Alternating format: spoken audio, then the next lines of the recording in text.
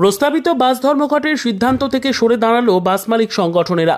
September পর্যন্ত স্থগিত রাখা হলো বাস ধর্মঘট। প্রশাসনের সাথে বৈঠকের পর এই সিদ্ধান্ত নেওয়া হয়েছে।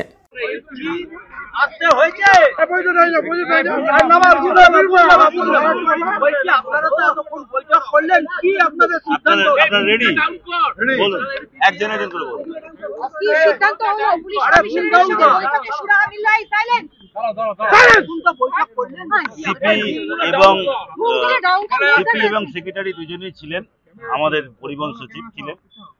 তাতে আমাদের যা সিদ্ধান্ত হলো, আমরা যে কি পেলাম, আমরা কোন জায়গায় ছিলাম, আমাদের যে 72 ঘন্টা বন্ধ ছিল সেখান থেকে ওনারা আমাদের কি রিলিফ দিলেন, আমরা আসি কিনা সেই জায়গায়, সেটাই আপনারা জানতে চাইছেন।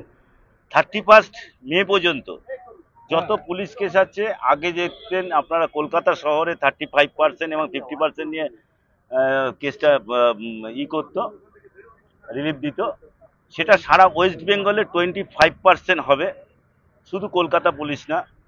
এবং আমরা যে প্রমাণ স্বরূপ দিয়েছি, যেই গার্ডের যার যার ওপরে এলিগেশন আছে আমাদের বিভিন্ন রাজ্যের, সেগুলোকেও ওনারা সব রকমভাবে খতিয়ে দেখবে। এবং সংযম পোর্টাল 1 সেপ্টেম্বর পর্যন্ত অবজারভেশনে থাকবে। যদি কোনো রকম আমাদের ক্ষতি হয় কোনো বাস মালিকের, তার রেকটিফাই হবে এবং বন্ধ হবে সংযোগ পোর্টাল এইসব। এবং টোল ট্যাক্স, হ্যাঁ আচ্ছা তপনদা বলছে টোল ট্যাক্স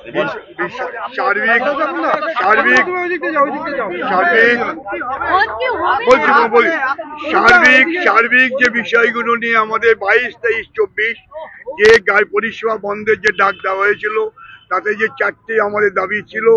একটা দাবি প্রতি বলল পুলিশের বিষয়টা, বাকি যে 3টে জেলা যে কোভিড পিরিয়ডে যে 2 বছর গাড়ি চলতে পারেনি, সে বিষয়ে রাজ্য সরকার পুনর্বিবেচনা করছে। যেহেতু কোর্টে মামলাটা আছে, ওরাও বিবেচনা করছে যাতে অ্যাজ আর্লি এটাকে কি করে রিলিফ দেওয়া যায়। 2 যেটা সারা পশ্চিমবাংলার যে 52টা টোল প্লাজা আছে, যে টোল প্লাজা যে জাতীয় সড়কে আছে, যে গাড়িগুলো চলতে গিয়ে প্রতিদিন হচ্ছে সমস্যার সম্মুখীন হচ্ছে টোল প্লাজা দিয়ে, সেগুলোকে ওরা ইমিডিয়েট এনএসির সঙ্গে বসে তার রিলিফ দেওয়ার ব্যবস্থা করছে। এই দুটো মেন ব্যাপার আছে।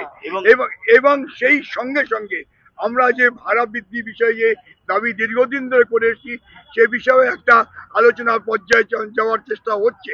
এবং এই সবগুলোর মধ্য দিয়ে পুলিশ এবং এগুলোর মধ্য দিয়ে আমরা যেটা আলোচনা যেটা উঠে এসছে, তার পরিপ্রেক্ষিতে আমরা আলোচনা আমাদের আপাতত 22, 23, 24 যে আমরা পরিষেবা উদ্যোগ করার পর দিয়েছিলাম, এটা আপাতত সেপ্টেম্বর মাস পর্যন্ত আমরা ডেপার্ট করলাম।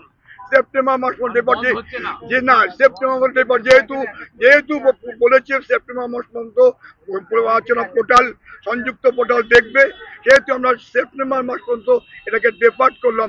আমরা এই 3 মাসের মধ্যে দেখবো এই ভূমিকাগুলো কতটুকু কি হয়, তারপরে আমরা আবার বিবেচনা করব। এবং আজকে যে মিটিং হয়েছে, যারা যেই সংগঠনগুলো বন্ধ রেখেছিল তাদের সাথেই বসেছে, অন্য সংগঠনকে আমরা অ্যালাউ করিনি। এবং আমরা বলেছি যে আমাদের দাবি যতক্ষণ না মানা হবে ততক্ষণ পর্যন্ত আমরা স্থির নাও একই জায়গায় ছিলাম। এবং পুলিশ কমিশনার আশ্বাস দিয়েছেন, এবং এনএইচে যে টোটো অটো উঠে যাচ্ছে সেগুলোকেও দেখবে। এবং 24 পরগনা এলাকায় 24 পরগনাতে অটোতে সামনে 2 জন করে নিয়ে চলছে, 5 জন করে, সেগুলো নিয়ে দেখবে। সব কিছু আমরা অনেক কিছু দিয়েছি আমাদের সিপি এবং সচিব। তার জন্য আমরা আপাতত 1 সেপ্টেম্বর পর্যন্ত ডেফার করছি। কারণ হচ্ছে 1 সেপ্টেম্বরে সংযোগ পোর্টালের এই 2 মাসে কি রেখে হচ্ছে, ডেভেলপমেন্ট হচ্ছে, মেরিটটা কি আসছে, তাতে কতটা বাস মিনিবাসের উপরে ক্ষতি হচ্ছে।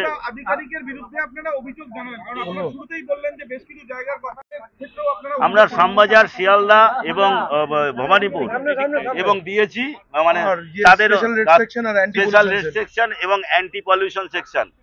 কলকাতা শহরে আর বেরোবে না, যারা 500 টাকা করে তুলতো, এগুলো সবটাই ওনারা দেখবেন।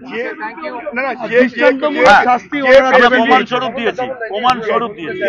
যে স্পেসিফিক কমপ্লেনগুলো আমরা দিয়েছি পুলিশের কাছে, পুলিশ সহানুভূতিশীল শুধু না, পুলিশ দায়িত্ব নিয়ে বলেছেন সিপির প্রেজেন্সে এই মনে হয় প্রথম এই ধরনের মিটিং কলকাতার নগরপালের সঙ্গে এই ধরনের মিটিং একসঙ্গে হয়েছে। তিনি দায়িত্ব নিয়ে, সিপি নিজে দায়িত্ব নিয়ে বলেছেন যে স্পেসিফিক কমপ্লেনগুলো দিয়েছেন সেই কমপ্লেনগুলো আমরা ঠিক সেইভাবেই আমরা বিবেচনা করব। আপনাদের আশ্বস্ত করছি, আপনারা যেমন পরিষেবা দেন, আপনাদের পরিষেবা দেওয়ার জন্য আমরা আপনাদেরকে সাহায্য করব। তারই পরিপ্রেক্ষিতে সেই আশ্বাসে, সেই আশ্বস্ত হয়ে পরিবহন সচিব এবং মাননীয় পুলিশ কমিশনারের আশ্বস্তে আমরা নগরবালের 22, 23, 24 যে পরিষেবা আমরা দেবো না বলেছিলাম, এটা আপাতত সেপ্টেম্বর পর্যন্ত আমরা ডেফার্ট করলাম, মানুষের যাতে